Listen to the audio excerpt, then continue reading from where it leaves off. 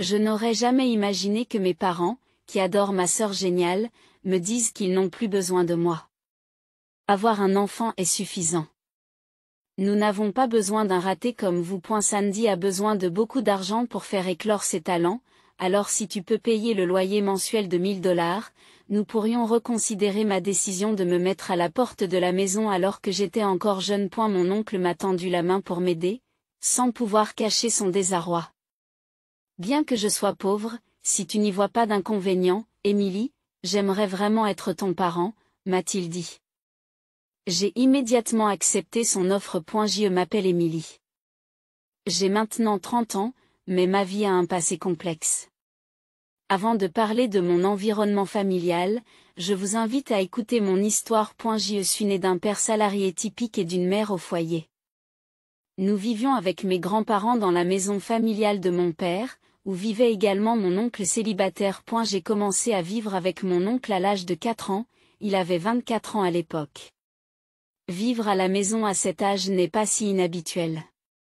Cependant, mon oncle avait des circonstances particulières qui l'empêchaient de quitter la maison. Elle était fragile depuis l'enfance et a continué à avoir des problèmes de santé à l'âge adulte, ce qui l'a empêché d'avoir un emploi stable, si bien qu'il a fini par vivre une vie de travail à temps partiel irrégulier. Travailler seulement quelques heures quelques jours par semaine ne lui permettait pas de gagner suffisamment d'argent pour vivre seul.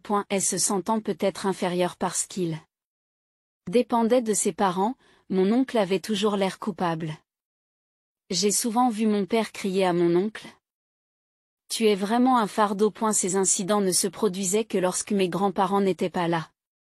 Mes grands-parents aimaient leur fils en bonne santé et leur fils fragile sans discrimination. Avec la baisse des revenus due à la récession et l'obligation de vivre ensemble, mon père semblait vouloir se comporter modestement devant ses parents. Cependant, dans les endroits où ils étaient absents, mon père était toujours dur, méprisant et moqueur à l'égard de mon oncle. Voyant cela, mon oncle se contentait de prendre un air triste, sans jamais se fâcher ni répliquer.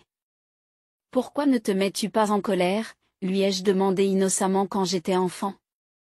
D'un air perplexe, mon oncle m'a répondu que c'était parce que je recevais vraiment un soutien de mes parents. Enfant, j'acceptais ce raisonnement, mais adulte, je pense que mon père reçoit le même soutien et qu'il n'a donc pas le droit de critiquer. Si j'avais compris cela à l'époque, j'aurais soutenu mon oncle. Incapable de le comprendre étant enfant, je me sentais mal à l'aise lorsque mon père élevait la voix contre mon oncle, mais je ne pouvais pas parler. Il est vrai que l'atmosphère était paisible en présence de mes grands-parents. Sous leur surveillance, mon oncle souriait gentiment et mon père cachait ses émotions et se comportait en conséquence. Ma mère était trop occupée à s'occuper de ma jeune sœur et de moi pour prêter attention à la relation entre mon père et mon oncle. Enfant, je croyais que ces jours dureraient toujours. Cependant, notre vie quotidienne a changé de manière inattendue. Mes grands-parents sont morts dans un accident. J'avais 6 ans à l'époque. Ma sœur et moi avons pleuré amèrement, submergés par une profonde tristesse et une grande solitude. Je me souviens très bien que mon oncle versait lui aussi des larmes en silence. Mais ce que je ne peux pas oublier, c'est le rire de mon père. Oui, il riait. Malgré la mort de ses propres parents, il n'a jamais pleuré. Ni lorsque nous nous sommes précipités à l'hôpital, ni en préparant les funérailles. Ce n'est pas seulement qu'il était calme, il était clair pour moi, même lorsque j'étais enfant, que mon père n'était pas en deuil. Et cette conviction n'a fait que se renforcer. Le jour de l'enterrement, mon père riait en cachette, pensant que personne ne le regardait. À un moment donné, j'ai vu son visage et j'ai clairement saisi son expression. Ce n'était pas un rire né de la tristesse ou de la confusion, mais un sourire de joie authentique. Le genre de bonheur que j'ai reconnu en tant que fille. Mon père se réjouissait intérieurement de la mort de mes grands-parents. Et elle envisageait probablement divers avantages financiers. Ce sourire était très désagréable et terrifiant pour l'enfant que j'étais, il m'a fait pleurer. Peut-être l'a-t-on interprété comme des larmes pour la mort de mes grands-parents. À ce moment-là, mon oncle a posé sa main sur mon épaule et l'a caressé d'un geste tendre. Mes yeux étaient rougis par les larmes, mais les yeux de mon oncle, bien que remplis de tristesse, me regardaient avec chaleur. Pourquoi en était-il ainsi? Bien qu'il soit frère de sang, mon père et mon oncle ont eu des réactions complètement différentes à la mort de nos parents. À cette époque, mes soupçons à l'égard de mon père se sont renforcés. Par la suite, le comportement de mon père a changé de manière significative. Son attitude envers mon oncle est devenue nettement plus froide et il disait des choses comme « Pourquoi devrais-je m'occuper d'un inutile comme toi ? Tu devrais être reconnaissant d'être autorisé à vivre ici », disait-il également. « Si tu ne peux même pas payer le loyer, je devrais prendre tout l'héritage », a-t-il déclaré. Je ne l'ai pas compris à l'époque, mais ces déclarations étaient clairement injustes. Légalement, l'héritage doit être divisé en parts égales entre les frères et sœurs. Mais mon père a essayé de l'accaparer. Mon oncle avait la force de lui tenir tête et aurait pu intenter une action en justice si nécessaire. Cependant, mon oncle a choisi de ne pas le faire. Tout en affichant un visage attristé, il ne s'est pas défendu et n'a pas réclamé sa part d'héritage. Inquiète pour mon oncle, qui semblait avoir perdu sa volonté, je lui ai demandé « Tu vas bien ? Tu vas bien ?» me répondit-il faiblement avec un sourire. « Je suis fragile et mon travail ne va pas bien, je n'y peux rien. » Jour après jour, la violence verbale de mon père a aggravé l'état de santé de mon oncle, qui a perdu du poids et a pâli. Malgré cela, mon oncle me disait toujours de ne pas m'inquiéter, en me souriant. Cependant, 3 mois après le décès de mes grands-parents, mon oncle a finalement été chassé de la maison.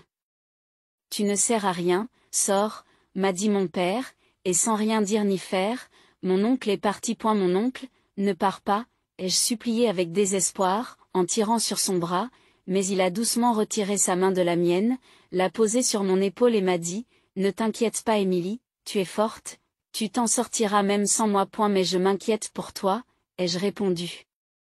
Je m'inquiétais pour mon oncle, qui n'était pas en bonne santé et ne pouvait pas occuper un emploi régulier, et qui devait vivre seul. Alors que je le regardais, les larmes aux yeux, il m'a dit que c'était bon et il est parti. Les adieux de mon oncle m'ont profondément attristé, mais un jeune enfant comme moi ne pouvait rien faire.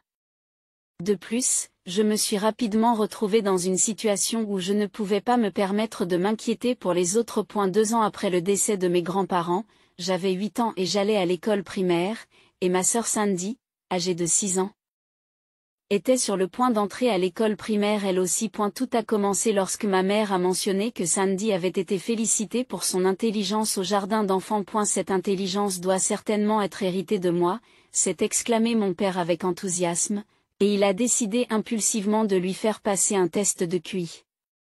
Nous avons tous été stupéfaits par les résultats. Un QI de 150. C'est mon ADN. Le chiffre impressionnant de 150 est affiché. Même si je n'arrivais pas à comprendre ce qui rendait ce résultat si incroyable, j'ai compris que ma sœur était exceptionnellement douée. C'est incroyable, Sandy. Merci, grande sœur. Lorsque je l'ai félicitée, elle a souri joyeusement. C'était vraiment un moment de bonheur. Mais il n'y a pas eu plus de bonheur. Les événements qui ont suivi ont été les pires. D'accord, mon père a décidé de lui faire passer les examens d'entrée. C'est cité au T. Ma mère a été surprise, mais elle a été poussée par la confiance infondée de mon père, qui pensait que si elle était douée, tout irait bien, et elle s'est enthousiasmée à son tour. À partir de ce moment-là, ma sœur a commencé à suivre des cours de soutien scolaire tous les jours. Comme ma mère l'accompagnait, les tâches ménagères étaient souvent négligées. Par conséquent, la responsabilité m'a été transférée. Puisque ta mère et Sandy sont occupées, tu t'occuperas de la maison, m'a-t-on ordonné. C'est ainsi que la lessive et le nettoyage ont fait partie de ma routine quotidienne. Après l'école, je n'avais pas le temps de jouer, je devais rentrer directement à la maison et terminer les tâches ménagères sous peine de me faire gronder par mes parents. Certains jours, je sautais des repas parce que je n'avais pas fait les tâches ménagères. Tu es un raté, nous n'avons pas de temps à te consacrer, me grondait-on. Pourquoi n'obtiens-tu pas des notes parfaites ? C'était une réprimande habituelle de mon père pour mes notes dans les années 90. Vraiment ? Tu ne peux pas ressembler un peu plus à ta sœur, disait ma mère. Même si j'obtenais de bons résultats aux examens ou si j'arrivais en tête à la journée sportive, mes parents ne me félicitaient pas et ne faisaient pas attention à moi. On m'ignorait continuellement. Soit comme ta sœur Sandy était comme une répétition mécanique. De plus, il ajoutait des mots condescendants tels que c'est impossible pour toi, mais Sandy est un génie.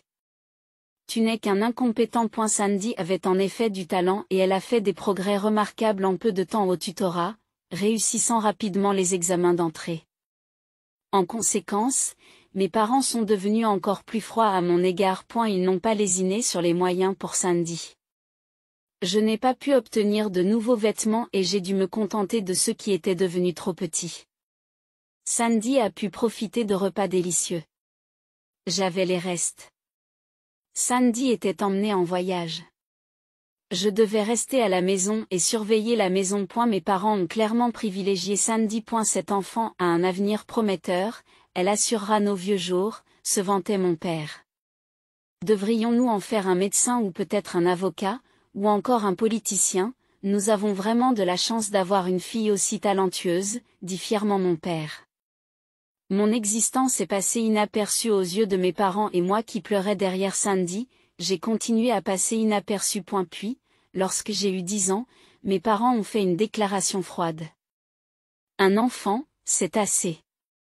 Nous n'avons pas besoin d'un raté comme toi. Sandy a besoin de beaucoup d'argent pour faire éclore ses talents, alors si tu peux payer le loyer mensuel de $1000, nous pourrions reconsidérer la question, ont-ils dit. Je suis resté perplexe.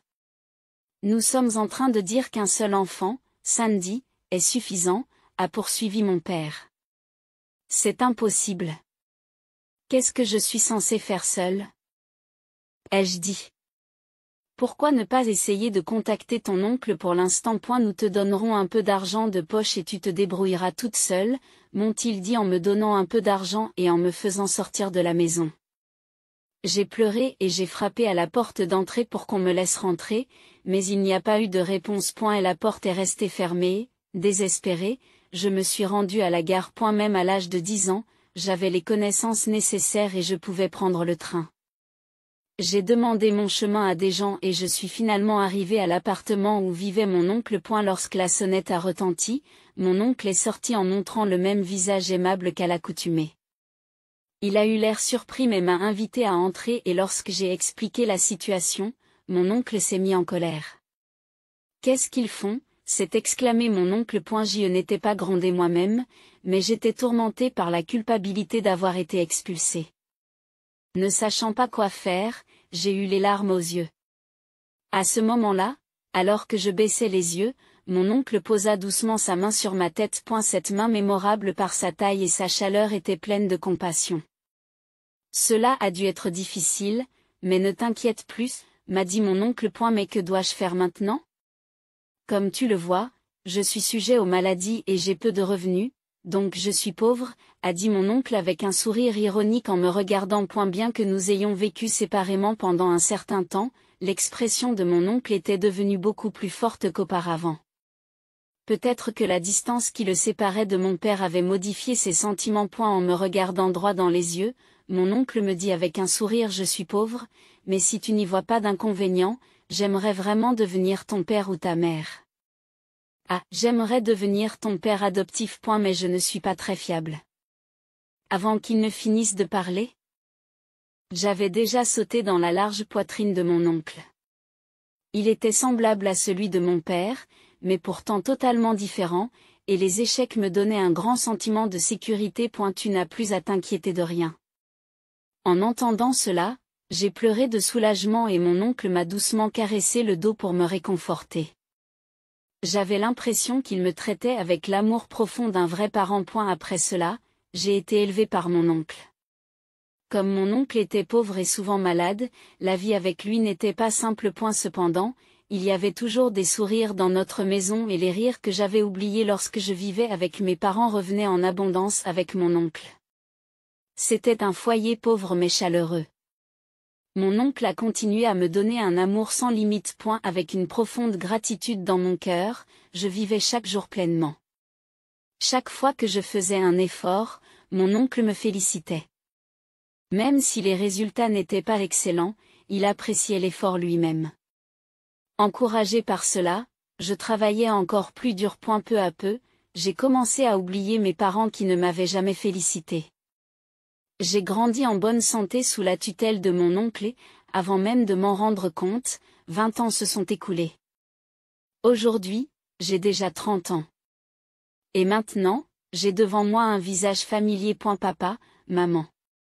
Cela fait un moment qu'Émilie va bien, me dit mon père avec un sourire qui efface mes lointains souvenirs. Mes yeux dirigés vers mon père, qui a beaucoup vieilli et dont les cheveux se sont clairsemés, montrent une froideur non dissimulée. Et pour cause, c'est le genre de situation où l'on se demande ce que l'on veut maintenant. Sans se laisser perturber par mon regard glacial, mon père suggère, eh bien, laissons le passé derrière nous. Eh bien, laissons le passé au passé et entendons-nous en famille à partir de maintenant. Et ma réaction est prévisible. Quoi? Qu'est-ce que tu racontes? S'entendre en famille? C'est une blague. Les chiffres. Un raté a toujours une mauvaise attitude. Il n'y a rien à faire. Il est peut-être temps de vous rééduquer. Ça suffit. Rentrez chez vous, s'il vous plaît. J'ai fermement empêché mon père d'entrer dans l'appartement. C'est à ce moment-là que ma mère s'est mise à alimenter le conflit. Émilie, ne t'obstine pas et accepte notre aide. Tu ne peux certainement pas être heureuse de vivre dans un appartement aussi délabré, a déclaré ma mère. Tu n'as rien à voir avec ça. Partez, s'il vous plaît. Inutile d'être aussi hautaine. Allez, laissez-nous entrer. Non, rentrez chez vous. Laissez-nous entrer. Rentrez chez vous. Même s'ils ont vieilli, ils ont poussé avec plus de force que je ne l'aurais cru. C'est peut-être parce qu'ils étaient deux, ce qui m'a empêché de les repousser. Nous n'arrêtions pas de nous bousculer comme des enfants qui jouent à pousser et à bousculer. Mais j'ai réussi à rester calme jusqu'au moment où mon père a essayé de franchir le seuil. C'est à ce moment-là que je les ai repoussés avec force. Qui? Sous l'effet de la force, mes deux parents ont dégringolé sur le sol, atterrissant sur le dos. J'ai fini par me tenir au-dessus d'eux, en les regardant de haut. Hug, tu es vraiment ennuyeux. Qu'est-ce que tu viens de dire? Je suis occupée, alors tu peux partir? C'est quoi cette façon de parler? Comment peux-tu nous considérer comme tes parents? Je ne vous considère plus comme mes parents depuis le moment où vous m'avez jeté. Mais nous avons pris soin de toi jusqu'à tes 10 ans. Jusqu'à 10 ans, hein? S'il y a une période où je peux dire que je m'occupais vraiment de toi, c'est seulement quand mes grands-parents étaient là. Pourtant, tu as survécu, n'est-ce pas? Ça ne te donne pas le droit de te la jouer hautain et puissant. Alors qu'ils luttaient pour se lever en se tenant le dos, mes parents paraissaient beaucoup plus petits. Même s'ils ont une cinquantaine d'années. Ils ont déjà l'air d'en avoir 60 ou 70. C'est vous qui l'avez dit vous-même, n'est-ce pas, cette Sandy, c'était assez. Avec votre fille géniale, vous n'avez aucune raison de venir me voir maintenant. Eh bien, ce n'est plus si simple. À mes mots, mon père grimace et répond d'un ton irrité. Il est arrivé quelque chose à Sandy? Quoi? Elle s'est retrouvée dans le besoin ou quelque chose comme ça? Elle est devenue avocate. Alors, il n'y a pas de problème, n'est-ce pas? C'est incroyable, c'est exactement ce qu'on attend de quelqu'un qui a un QI de 150 points. Tout à fait, du moins c'est ce que nous pensions, jusqu'à ce qu'elle disparaisse soudainement. C'est assez surprenant. En écoutant plus attentivement, j'ai appris que Sandy avait obtenu son diplôme de droit, suivi des études supérieures, passé l'examen du barreau, bien qu'elle ne l'ait pas réussi du premier coup, elle a fini par l'obtenir et est devenue avocate à part entière après sa formation. Alors pourquoi aurait-elle disparu après tout cela? Elle a laissé un mot disant « Je ne m'occuperai pas de toi non plus », puis elle s'est volatilisée. C'est une situation difficile. En résumé, elle vous a abandonné.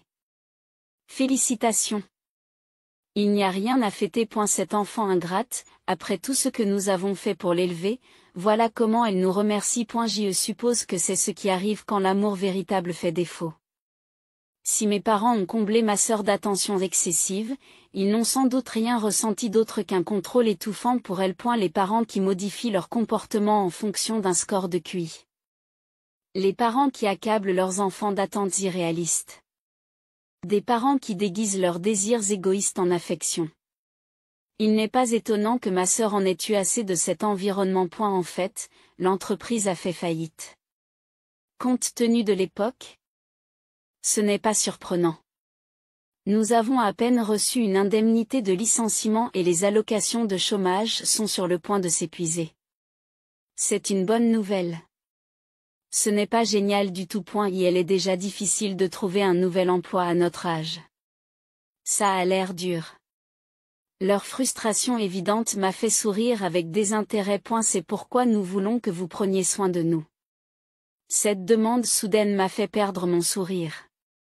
Non. Qu'est-ce que tu as dit? Comment peux-tu abandonner tes parents comme ça? Le seul vrai parent que j'ai, c'est mon oncle, qui s'occupe de moi depuis que j'ai 10 ans. Ma réponse a laissé mon père sans voix.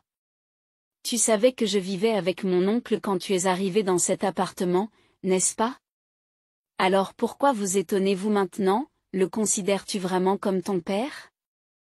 Mon oncle, qui m'a donné un amour sincère, est mon vrai père. Mes paroles, qui impliquaient que les parents qui ne montrent pas d'amour ne sont pas des parents, ont laissé mes parents avec des expressions stupéfaites. Même s'il était malade et faible, mon oncle travaillait dur pour me soutenir. Je voulais lui rendre l'appareil, alors j'ai travaillé dur moi aussi. Attends, ça veut dire que tu as un vrai travail, en quelque sorte. Alors que je haussais les épaules, mon père m'a soudain attrapé fermement par l'épaule. Lâche-moi. Alors, tu es en colère et un peu gêné aussi, n'est-ce pas? Écoute ce que je te dis, s'il te plaît. Pas besoin d'écouter. Je comprends tout. Tu te sentais seul, n'est-ce pas? Tu boudes parce que seule ta sœur a eu toute l'attention, n'est-ce pas? Mais au fond, tu es content de voir tes parents, n'est-ce pas? Arrêtez de créer votre propre histoire. Et ne t'inquiète pas, à partir de maintenant, nous serons de vrais parents et nous resterons à tes côtés. Je n'avais aucune idée de ce dont il parlait. Se pourrait-il que mon père montre déjà des signes de démence, pendant un moment? J'ai regardé mes parents dans le vide, et leurs expressions ridicules m'ont fait éclater de rire. Pourquoi riez-vous? C'est parce que vous êtes heureux? Ah, pas du tout. Sachez qu'au cours des 10 dernières années, je n'ai jamais pensé à vous deux. Grâce à mon oncle, j'ai eu une vie bien remplie. Alors que mes parents me regardaient, choqués par mon rire soudain, j'ai continué à parler. En fait, j'ai reçu une bourse pour obtenir mon diplôme universitaire. Ah bon? Alors tu as dû entrer dans une bonne entreprise. Oui, c'est vrai. J'ai trouvé un emploi dans une grande entreprise bien connue. C'est une bonne nouvelle. Et grâce à un lien inattendu, je me suis aussi mariée. Oh, eh bien, je dois rencontrer le marié et lui présenter mes salutations. Non, ce n'est pas nécessaire. Non, c'est tout à fait normal. C'est impossible. Il est actuellement à l'étranger. Oh, je vois. Attendez, quoi, au fait, l'oncle est aussi à l'étranger. Quoi? Ton oncle aussi? Je croyais que vous viviez seul ici. Je pensais que ton oncle malade l'avait déjà fait. N'allez pas croire que mon oncle est mort. Il a obtenu un poste à l'étranger, et comme c'est dans un endroit où l'environnement est bon pour sa santé, il a accepté. Aujourd'hui, il est heureux de passer du temps à jouer avec mes enfants. Vous aussi, vous avez des enfants. Mes parents étaient presque trop stupéfaits pour assimiler toutes les surprises que je leur réservais. Devant leur perplexité, j'ai souri. À eu début, mon oncle n'était pas très enthousiaste à l'idée de vivre avec nous, mais il a fini par accepter. Aujourd'hui, nous vivons heureux en famille. Dans ce cas, nous pourrions aussi déménager à l'étranger. Bien sûr, allez-y. Mais nous ne vivrons pas ensemble et je ne m'occuperai pas de toi. Tu es libre de faire ce que tu veux avec ton propre argent. C'est impossible. Tu vas vraiment abandonner tes parents? C'est vous qui m'avez abandonné en premier. Mes patients ont fini par craquer face à leurs exigences égoïstes. Les visages de mes parents sont devenus pâles. Je n'ai aucune reconnaissance envers vous, mais je dois beaucoup à mon oncle. Désormais, j'ai l'intention de lui rendre l'appareil pour tout ce qu'il a fait pour moi. Peut-être, mais envoyez-nous au moins un peu d'argent. Je vous en prie. L'oncle n'a jamais touché à l'argent que je lui ai envoyé et a continué à vivre dans ce vieil appartement pendant tout ce temps. Mais maintenant, il a finalement accepté de partir d'ici et de vivre avec nous à l'étranger. Je suis juste là pour finaliser les papiers. Qu'est-ce qui s'est passé? Le dernier jour avant de quitter cet appartement miteux, le fait que vous vous pointiez tous les deux, quelle coïncidence. Attendez. Quoi? Vous partez. Le processus est déjà fait. J'y rends juste les clés et je retourne à notre maison à l'étranger. Et nous? Tu vas nous abandonner, ta mère et moi, demande mon père, choqué, et j'acquiesce clairement. Merci de m'avoir abandonné. J'ai dit cela avec un sourire, les laissant sans voix. Je vous remercie vraiment. Grâce à vous, je suis heureuse maintenant. Sur ces mots, je suis passée devant eux. Qu'est-ce que ça fait d'être abandonnée par la fille qu'on a jetée? J'ai demandé une dernière fois, mais il n'y a pas eu de réponse. Sans attendre de réponse, je suis partie. J'ai eu l'impression que c'était le dernier adieu à mes vrais parents. Après cela, je suis retournée dans mon pays d'origine à l'étranger. Tout au long de ma vie avec mon oncle, j'ai travaillé dur et j'ai persévéré. Ces efforts ont payé et j'ai obtenu un emploi dans une entreprise réputée. Plus tard, j'ai eu l'occasion de travailler à l'étranger et c'est là que j'ai rencontré l'homme que j'ai épousé. Mon oncle a versé des larmes de joie en célébrant notre union. Bientôt, nous avons eu des enfants et nous avons invité notre oncle à se joindre à nous. Aujourd'hui, nous vivons heureux en famille. Mon mari, mes enfants, bien sûr, mon oncle.